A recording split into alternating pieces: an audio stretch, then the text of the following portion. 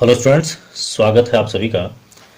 और चलिए देखिए, क्लास 8 का मैं लेके चला हूँ। एक्चुअली ये आपको 6 ऑनवर्ड्स काम देगा, लेकिन क्लास 8 का है। अब विशेष करके ये क्लास 8 के बारे में बात करूंगा मैं।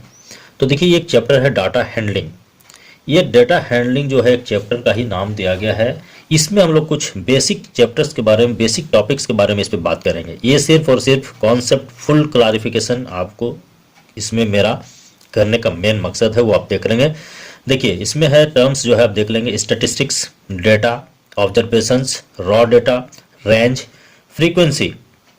और इसके बाद जो वीडियो बनेगा वो आपको ग्रुपिंग ऑफ डेटा रहेगा, 3 और जितने भी हैं।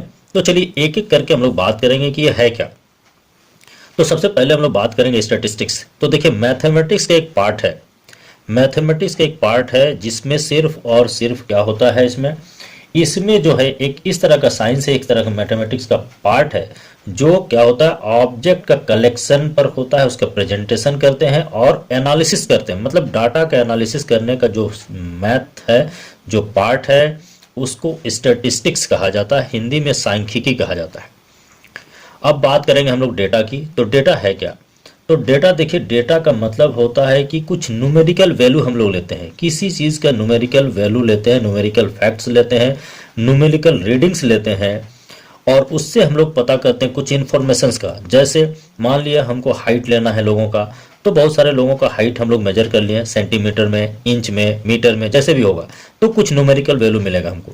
उसी तरह यदि मान लिया हमारे स्कूल में कुछ स्टूडेंट्स हैं, उनके जो नंबर्स, मार्क्स ऑब्टेंड है कोई विशेष सब्जेक्ट में, यदि मान लिया हिंदी में कितने नंबर्स लाए, तो सभी स्टूडेंट का जो हिंदी का नंबर है वो हम लोग लिखते जाएंगे। तो एक कलेक्शन ऑफ ऑब्जेक्ट्स होगा, उसको हम लोग डाटा कहेंगे। यहाँ पर हमने देखिए एक चीज़ लिखा है, यहाँ पर ये जो है, देखिए, किसी क्लास में नर्सरी से लेके जो भी क्लासेस, नर्सरी से लेकर 10th तक के जो बच्चे हैं, उनमें से 20 स्टूडेंट्स को हमने क्या किया, उन 20 स्टूडेंट्स को खड़ा किया। और खड़ा करने के बाद हम लोग सीधे जो जो जैसे रहा, कोई इसमें असेंडिंग डिसेंडिंग की कोई बात नहीं है, जैसे जैसे लोग मिलते गए वैसे वैसे 20 स्टूडेंट्स का हमने क्या किया, हाइट को मेजर किया इस तरह से सेंटीमीटर में। मान लिया फर्स्ट का 150 सेंटीमीटर, दूसरा का 120, तीसरा का 101, चौथा का 95, देन 44, 35, 38, 25, 95, 44, 45, इस तरह के ये यदि उनके हाइट्स हैं 20 स्टूडेंट्स को, इसमें जो जहां मिले वैसे ही हम लोग इसको काउंट कर लिए। तो ये जो है एक न्यूमेरिकल वैल्यू बता रहा है, क्या चीज का है, ये हाइट का, स्टूडेंट्स के हाइट का। तो ये जो कलेक्शन है, एक तरह का, ये हमारा क्या हो गया, ये डाटा कहलाता है। ये डाटा हमारा आ गया। अब इस पर बात करेंगे ऑब्जर्वेशंस। ये पूरा कलेक्शन ऑफ ऑब्जेक्ट, ये डाटा है। ऑब्जर्वेशंस, हर एक जो कलेक्शन, हर एक जो ऑब्जेक्ट है, ये आपका ऑब्जर्वेशन कहलाता है। यहाँ ये ऑब्जर्वेशन है, ये ऑब्जर्वेशन है, मतलब टोटल इसमें कितने हैं आपको, 20 स्टूडेंट्स का है, मतलब 20 ऑब्जर्वेशन है इसमें। ये ऑब्जर्वेशन कहलाता है। आप इसको समझ रहे हैं? ये ऑब्जर्वेशन मतलब जो भी हम लोग न्यूमेरिकल फैक्ट, जो न्यूमेरिकल वैल्यूज लेते हैं, ये आपका ऑब्जर्वेशन कहलाता है। और अब बात करेंगे हम लोग रॉ डेटा की। तो देखिए, रॉ डेटा, ये जो हम लोग क्या किए, जैसे जैसे रैंडमली जैसे जैसे हमको मिलता गया, वो जो डाटा मिलता है, ये एक्चुअली रॉ डाटा होता है। इसको यदि हम लोग असेंडिंग या फिर डिसेंडिंग या किसी पर्टिकुलर लॉ के हिसाब से यदि हम इसको अरेंज कर देंगे, तब वो रॉ डाटा नहीं रहेगा। ठीक है। और जैसे हम लोग रैंडमली जो भी हम लोग डेटा का कलेक्शन कहते हैं, वो रॉ डाटा होता है। यानी यदि सिंपली हम लोग बात करें तो जो डाटा और रॉ डाटा लगभग ये आपका सेम है। इस चीज़ को आप जान लेंगे। रेंज की बात करेंगे। देखिए, रेंज का हिंदी होता है, आपको विस्तार समझ लीजिए। तो रेंज मतलब क्या होता है कि इसका जो मिनिमम वैल्यू है और जो मैक्सिमम वैल्यू है, ये दोनों का जो डिफरेंस होता है वो रेंज कहलाता है।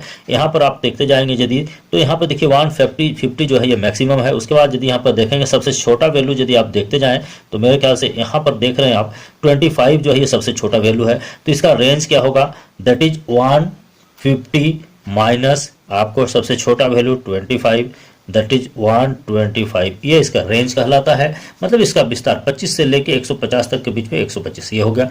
फ्रीक्वेंसी बात करेंगे तो देखिए, फ्रीक्वेंसी एक्चुअली होता नहीं है, फ्रीक्वेंसी ऑफ ऑब्जर्वेशन होता है। इसका जो यहाँ पर हमने खाली देने का मतलब है फ्रीक्वेंसी ऑफ ऑब्जर्वेशन। कोई भी ऑब्जर्वेशन उसका फ्रीक्वेंसी होता है, मतलब how many times it has been repeated in the collection of data.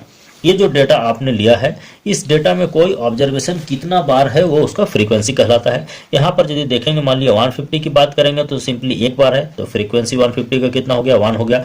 120 का आप देख जाएंगे, 120 जो है ये एक यहाँ एक है और यहाँ पर 1 है, 2 बार है, तो इसका 120 का फ्रीक्वेंसी कितना हो गया, 2 हो गया। उसी तरह 101 आप देखते जाएंगे, यदि नहीं 1 है तो 1 होगा। 95 में जैसे यहाँ पर है, फिर यहाँ पर 2 और 1 3, तो 3 हो गया। 95 का फ्रीक्वेंसी कितना कहलाएगा आपका, 3 कहलाएगा। तो इस तरह से जो है, और फ्रीक्वेंसी को एफ से डिनोट किया जाता है। अब इसको यदि हम लोग बात करें थोड़ा सा, ये टेली मार्क की यदि इसमें हम लोग बात कर लें, तो टेली मार्क जो है वो क्या होता है, तो टेली मार्क जो है फ्रीक्वेंसी को जो डिनोट करने का तरीका है वो टेली मार्क कहलाता है। इसके लिए एक फ्रीक्वेंसी को 1 लिखते हैं, 2 को ऐसे रोमन में 2 लिखेंगे, 3 को जो है ऐसे 3 हम लोग लिखेंगे, और 4 को हम लोग 4। यहाँ तक हमारा ठीक है, लेकिन जब 5 की बात करेंगे तो यहाँ से एक लकीर ऐसे करेंगे, ये हमारा 5 कहलाएगा। तो ये जो नोटेशन का तरीका है, ये जो डी नोट करने हैं, इस तरह का जो इसको जो मार्किंग करने का हमारा तरीका है, ये टेली मार्क्स कहलाता है। मतलब हम लोग 1 में ऐसे चलेंगे, 2 में ऐसे चलेंगे, 3 में आपको ऐसे चलेंगे, 4 में आपको ऐसे चलेंगे, और 5 जब बात करेंगे हम लोग ऐसे करके ये ऐसे करेंगे, तब ये हमारा 5 कहलाता है, ये टेली मार्क्स कहलाता है। तो ये जो चैप्टर फर्स्ट है, ये क्लारिफिकेशन के लिए हमने लिया है। इसके बाद हम लोग आगे बात करेंगे। मेरे ख्याल से समझ गए। Thank you so much.